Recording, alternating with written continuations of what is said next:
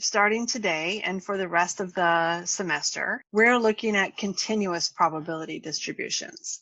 So up until now, lessons 13 and 14, we're both talking about discrete probability distributions. Okay, but these continuous probability distributions are in many ways a lot easier because we don't have to worry about that inequality. If it says more than 13, our calculator actually has a way to calculate the more than 13, and it has a way to calculate the less than 13 because it's continuous. So it's less work for the calculator. And it's also the most common method for using this probability is using the continuous probability distributions. What we're going towards is that normal curve.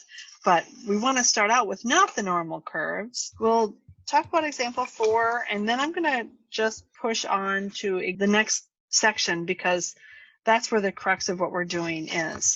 And I'll have you do some work. I'll have you do example 8. Here's example 3. Someone had asked for number 12. Okay, we're looking for 10 minutes. In this example, this is the distribution of minutes that a postal clerk spends with a customer. And it's a continuous probability distribution. So unlike before, what we were doing in lessons 13 and 14, this would be 0, and there'd be 1 and a 2, 3. These would all be distinct values. Like you're buying clothes, small, medium, or large, with nothing in between. You're either a small, medium, or large. But here now we're doing continuous variables. So in between here, there's 0.1 minutes, 0.2 minutes, 0.3 minutes, 1 minute, 1.5 minutes. Everything in between 0 and 2 is included here. So in example 12, we're asked to find the probability that a clerk spends 10 minutes or more with a customer. These numbers here all represent the probability for that specific region. Okay, so you see most clerks spend between 0 and 0 and 2 minutes with a customer. And we know that because A, it's the tallest, like what we saw in lesson 13, the height and the area represents that probability. Okay, so the taller, the more probable it is to happen. The probability of 10 minutes or more is looking at this region here. Okay, and you see no one was spent more than 20 minutes. It's between 10 and 20 minutes. So you see how I shaded the regions? Because what we're doing now going forward is very similar to what we were doing before. The area is the probability. So we're finding the probability that a clerk spends 10 minutes or more. So I like to shade that area. This is a common technique that we shade the area that we're talking about so that we can represent it visually. It makes it a little more clear what you're talking about. So I want to take each of these probabilities and add them up. So 0.032 plus 0.02 plus 0.011 plus 0.07.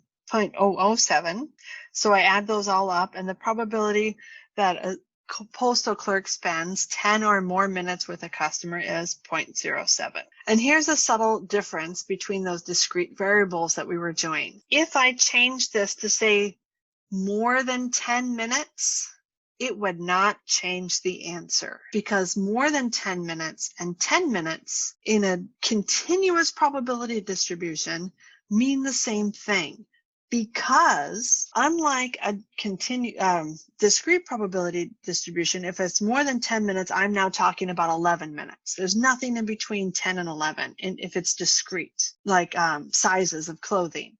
It's either 10 or it's 11, nothing in between. But when it's continuous, when we're measuring time, 10 minutes could also be 10 minutes and 1 second.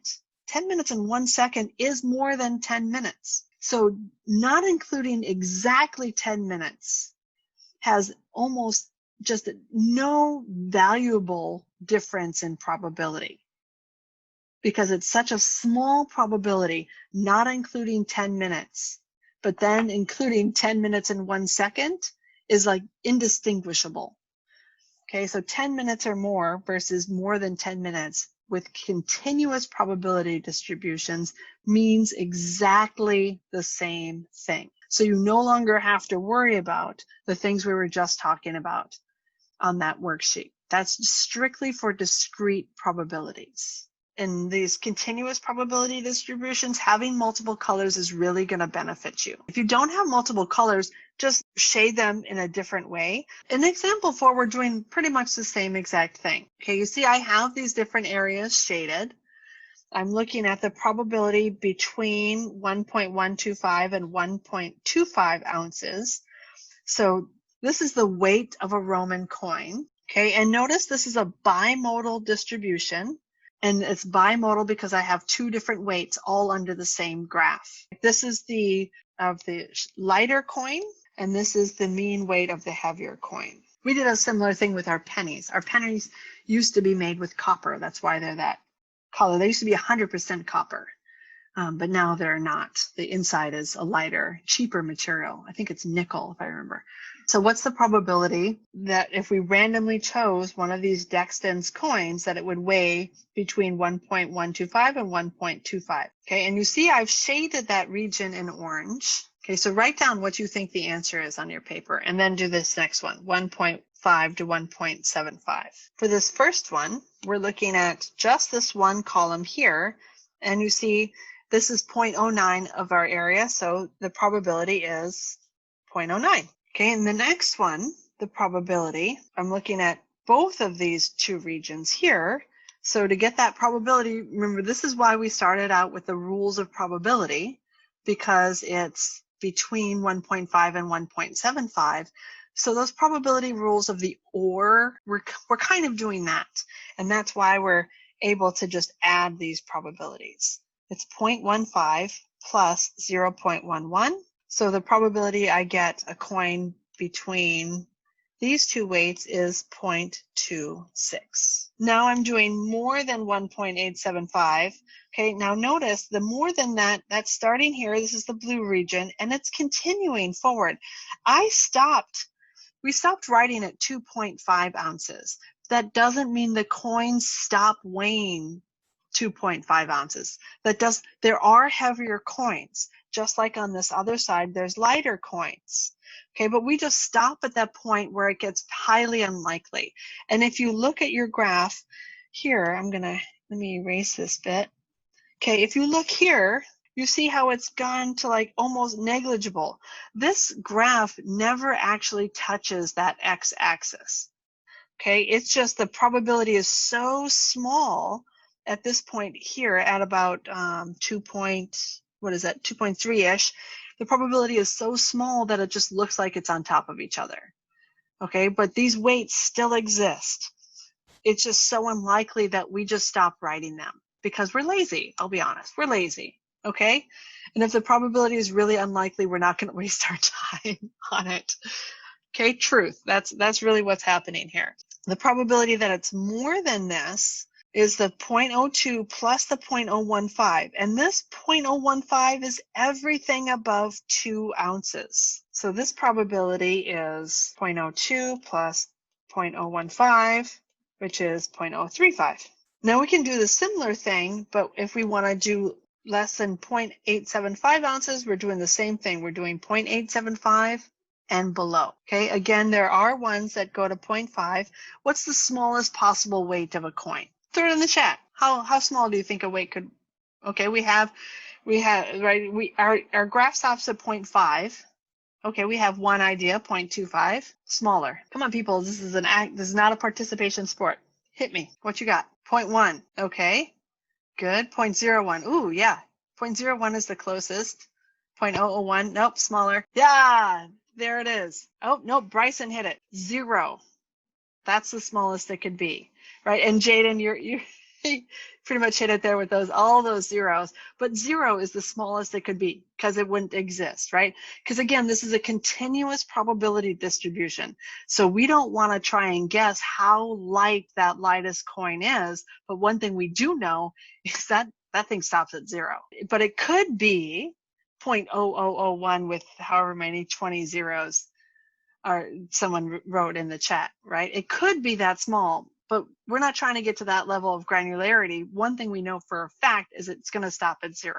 That's an important thing to remember for going forward. When we're looking at less than 0.875 ounces, we stop writing at 0.5. But again, let me undo my shading, you see how unlikely that is. We have 0.005 probability of it weighing less than 0.75 ounces. So that's highly unlikely. So we're just going to stop at that 0.5 and call it good. Okay, because that's less than 1% probability it weighs that little. Okay, and so you see the probability here, and adding this little bit is very negligible. So that probability is almost the same that what we just found, plus 0.03, 0.005 plus 0.03. Yeah, okay, I thought I wrote that wrong. Okay, 0.035. Okay, then to find the heaviest 20% of coins, what we want to do is, this is talking about heaviest, so it's talking about this right end here. Okay, if it said lightest, we would be looking at this left end. Okay, but heaviest, 20.5%. What we want to do here is we want to start from the right and add up all of those probabilities until we hit 20.5%. And so you start with this 0.015, the 0.02, well, you know that's not going to be a 20%. And to help us, I'm going to write this as 0.205. That's the area we're looking for. If we add 0.015 plus 0.02 plus 0.06, and at that point I would just check it just to make sure, okay, but that's not enough, so I've got to keep going, plus 0.011, and that's 0.205. And you see my graph is incorrect. I stopped here, but this isn't big enough. This brown part should go here. So it's actually going to 0.1625 ounces. I need to include this here. Notice this is not the answer. The answer is what is the weight range, or rather the question is what is the weight range. So we should choose 1.625 ounces and above. So let's then move on, and I want to talk about the standard normal distribution, also known as the bell curve. What's interesting about this is because it is symmetric, one thing that wasn't really discussed in any of the videos at all is that this high point here, because it's a normal curve, and this is a very special type of distribution. This high point is both the mean and the median. And what you'll notice is in a lot of those videos, they look at it in a slightly different way. I've broken it up into segments for you, but what you've probably noticed in a lot of the videos is this one here. These special probabilities of these middle two being 68%, going 2 out is 95%, and going 3 out, that area is 99.7%. If you can remember these three things here, especially, that's going to make things a lot easier. We're going to be talking about this ad nauseum. So I guarantee you, whether you intend to or not, you will have this memorized shortly. Okay, this is good information to put on a flashcard. Okay, so the probability of x being greater than 0, if we look here, we can look at it two different ways. This value here is a mean, and it turns out this 1, 2, and 3, these are how many standard deviations we are away from the mean. And given the little amount of time we have left, I'm actually going to fast forward. These examples are just kind of getting you familiar with how this works. Okay, but do notice here, let me put this back, this is the mean and standard deviation. Excuse me, and median. Okay, and it's the median because it's symmetric. So exactly half and half on each side. Notice that these probabilities are exactly the same on both sides. So I would suggest, put a copy of this with all on that main page of your cheat sheet. I'm going to fast forward to this bit here and what this all means. So this normal standard deviation, oh good. The mean is always at the peak. The sigma stands for standard deviation. Okay, if you look at examples 5 and 6, believe it or not, those two are actually talking about the same information. We're just looking at different ways to write the same information. Here's that standard distribution. Let's talk about what this all means. This is the key thing here. Each division is one standard deviation away. Remember, a standard deviation is a show of variance. It's a show of how far away things are from the mean. Okay, and it's also a way we determine if a value is unusual or if a value is an outlier. And remember, we talked about standard deviation and using the graphs when we did the temperatures for St. Louis and San Francisco, right? We determined if something was unusually hot or unusually cold based on 2 standard deviations away. That comes from this standard normal distribution. Okay, where what I have down here, this is the mean. When I'm looking at what these are called are z-scores, and these are a way what's called normalizing. These normalize data. And what you've heard in the videos, this is a way we can compare the SAT to the ACT. And what your score is, a 21 on the ACT is equivalent to what score on the SAT. And those are examples we're going to be doing in the future. If I take this standard normal distribution and I'm looking at the z-scores, this z-score of +1 tells me I am 1 standard deviation above the mean. To calculate this up above, number 20 here, okay, I have the distribution of standardized test scores. I'm not told any information yet. I'm just given this graph here. But I know now, and you know now, based on what that standard normal curve looks like, you know that my mean is 100. And that's also the median. And you know it's the median because up here you found that the probability of getting a score of less than 100 is 50%. That is the definition of a median. So this is the mean and the median. And you see, I went from 100 to 110, and then from 110 to 120, 120 to 130.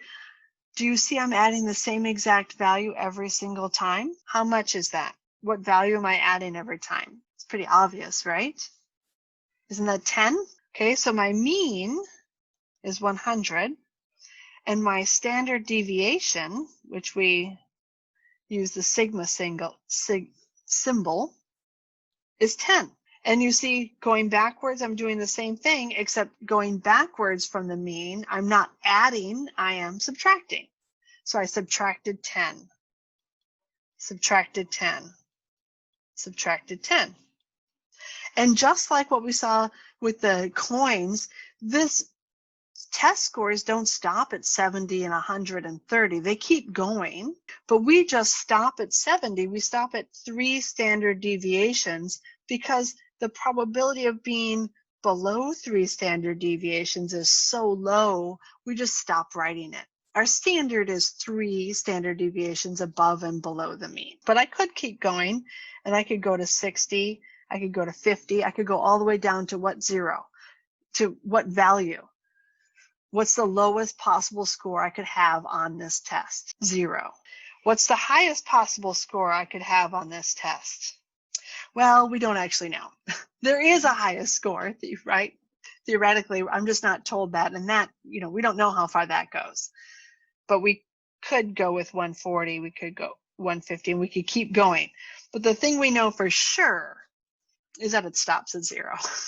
And again, that's going to become an important thing. Here's my raw scores here. We call these the X values. These are X values I put down here. That same exact information is represented here, except these now are what we call Z values. Above, when X is 100, what's my Z-score? We call it Z-score. We call it a score because it's rating how far above or below a value is from the mean. So when X is 100, what's my Z? 0. The Z-score of 0 means you're at the mean. When X was 110, what was my Z-score? Okay, 110, remember to get there, I added 1 standard deviation, I added 10, and you see I wind up here. So X is 110, my Z-score is 1. When X is 120, my Z-score was 2. When X was 130, my Z-score was 3. Okay, and we could keep going. But let's look at this other direction. This is a z-score of -1. What x value was that? Does that correspond with? Look up at your graph and see if you can figure it out. And figure out -2, -3. When x is 90, you saw z was equal to -1. When x was 80, z is -2. When x is 70, z is -3. So notice we've got a +1 and a -1, +2 and a -2, +3 and a -3. Okay, to get to this +3, we added 10 3 times, right? To get to the -3, what did we do with the 10? We subtracted 3 times, right? To get to the 90, we subtracted. Go back up here, you see we subtracted 10 one time to get to 90. Look at the z-score, -1. To get to the 80 from 100, to get to the 80 from 100, we subtracted 2 tens. That's how we get that -2. To get to the 70 from 100, we subtracted 10 3 times, and that's why it's a -3. So our z-score tells us how many standard deviations away from the mean we are. So a z-score of 10, a z-score of 5 is 5 standard deviations away from the mean. A z-score of 1 is 1 standard deviation away from the mean. You see these both have 1 standard deviations away from the mean. But what's different about them is the plus and the minus. You see here, going to the right, these are plus, because what we did is we added 10 each time. We added, and that's why it's a plus. Here, it's a minus, and how did we get there? We subtracted. What the z-score tells us is the value tells us how far away we are from the mean, how many standard deviations, but the sign, the plus or the minus, tells us if we are above the mean or below the mean. And then remember from before, from way back, how we know something is unusual is 2 and above. These are all unusual. Anything standard deviations in what we call the tails are unusual. Okay, so the z-score tells us 3 things. And if you look at your worksheet, oops, here we go. I've got all of this outlined for you down here. Okay, this is what the z-scores tell us. But I just showed you how to find the z-scores. Okay, and remember those z-scores don't stop at 3. They keep going. We just stop writing them because we're lazy and they have so little probability.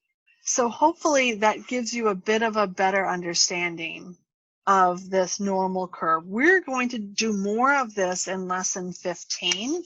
I will stick around for 20 minutes as per usual if you have questions or are unclear about things. Otherwise, I will see you tomorrow. Okay? Have a great rest of the afternoon, folks.